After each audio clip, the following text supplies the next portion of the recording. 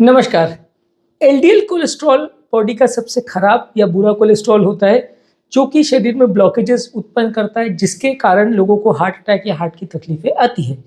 आज हम बात करेंगे कुछ स्पेसिफिक मेडिसिन्स जो एलडीएल कोलेस्ट्रॉल के लिए सबसे ज़्यादा यूज़फुल है और एलडीएल कोलेस्ट्रॉल को कम करने में हमारी मदद करती है।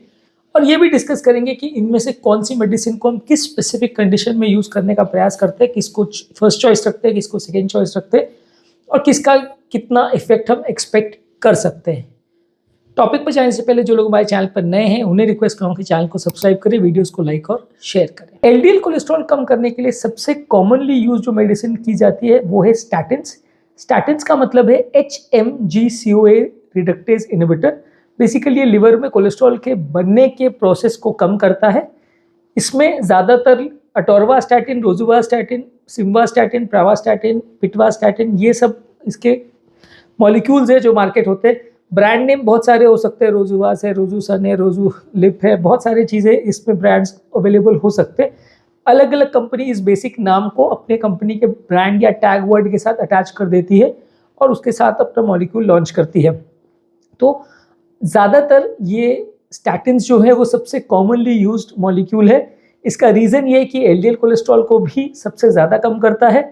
इसके अलावा ट्राइग्लिसराइड्स पे भी इसका बेनिफिशियल इफेक्ट है और थोड़ा सा ये एचडीएल को भी बढ़ाता है। हालांकि ट्राइग्लिसराइड्स पर और एचडीएल पर जो इफेक्ट है वो थोड़ा सा इसका कम है। एलडीएल कोलेस्ट्रॉल को ज़्यादातर 10-20% रिडक्शन तो करता है ये।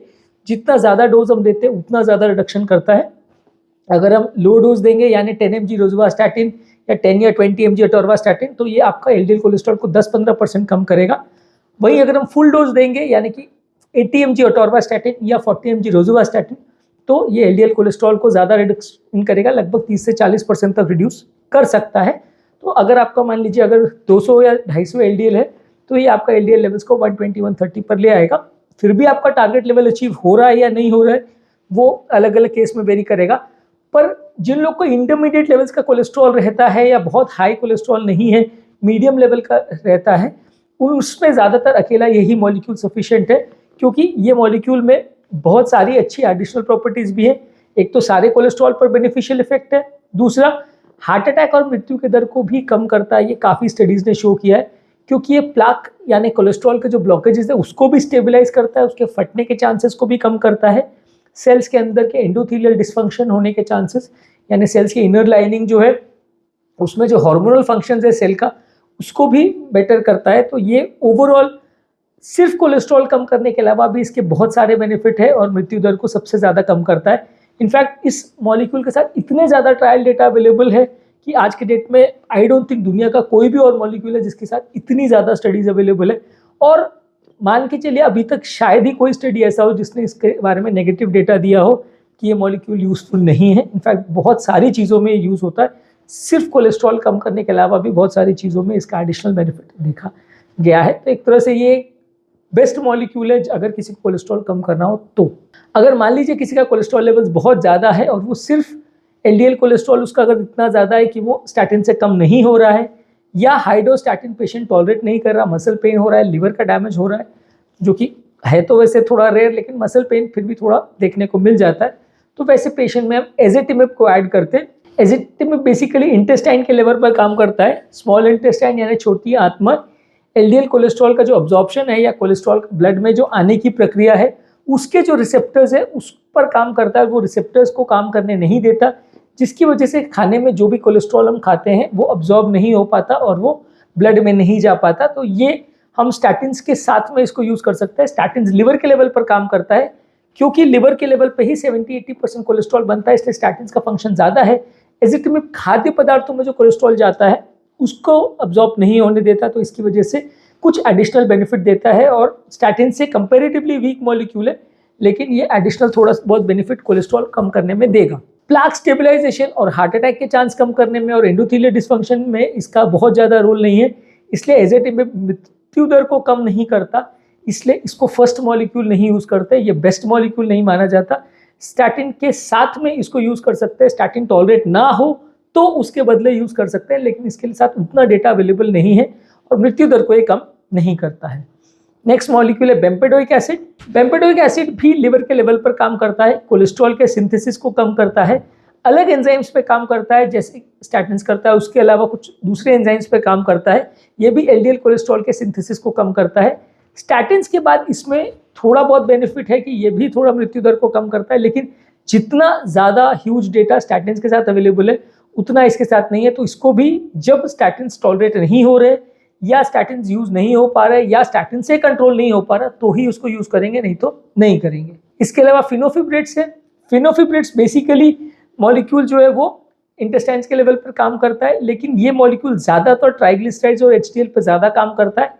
थोड़ा सा इसका एचडीएल पर काम है। तो अगर कहीं पे किसी को एलडीएल कोलेस्ट्रॉल बहुत ज़्यादा है और साथ में ट्राइग्लिसराइड का भी प्रॉब्लम है, एचडीएल का भी प्रॉब्लम है, तो इसको as an add on therapy use कर सकते हैं, क्योंकि ये स्टैटिन्स के साथ काम करता है।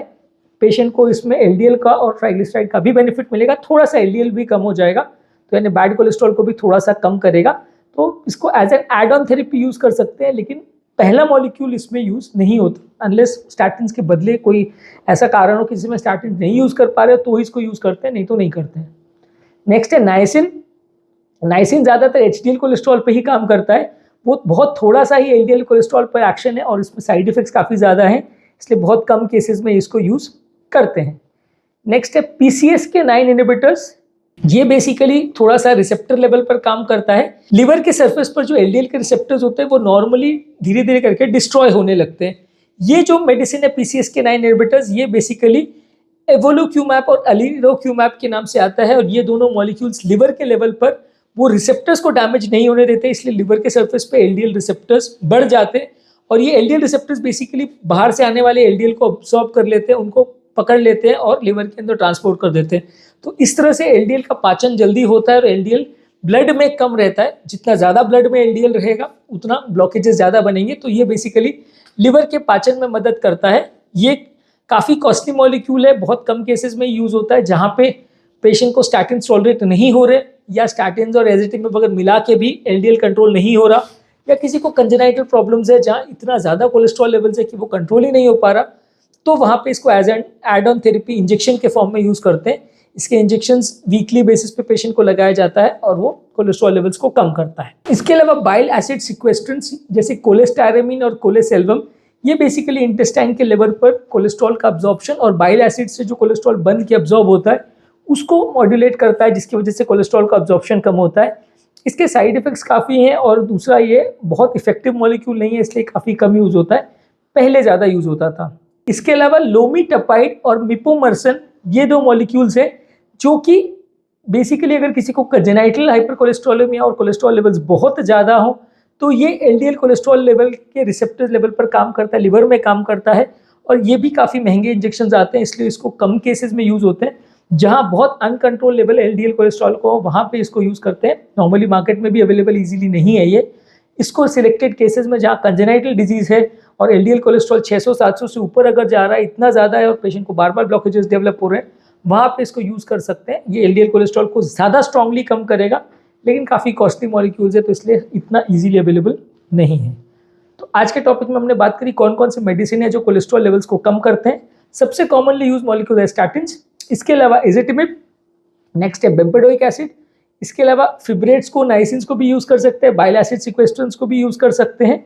जहाँ कोलेस्ट्रॉल लेवल्स बहुत ज़्यादा हो वहाँ PCSK9 इनहिबिटर्स को यूज़ करते हैं, जो कि लिवर के लेवल पर बहुत अग्रेसिवली रिसेप्टर को कंट्रोल करता है, तो कोलेस्ट्रॉल ज़्यादा कम करता है।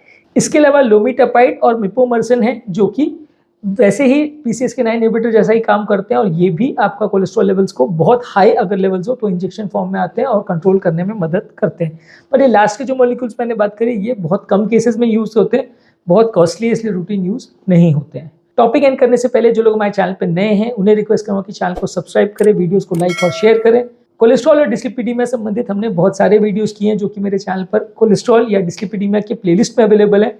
इसका लिंक और इसके इंपॉर्टेंट वीडियोज़ का लिंक मैं प्लेलिस्ट और कमेंट सेक्शन में छोड़ दे रहा हूँ। आई बटन में इंपॉर्टेंट वीडियोस का लिंक छोड़ दे रहा हूँ, आप उसे चेकआउट करिए तो आपको काफ़ी कुछ कोलेस्ट्रॉल रिलेटेड जानने और समझने को मिलेगा।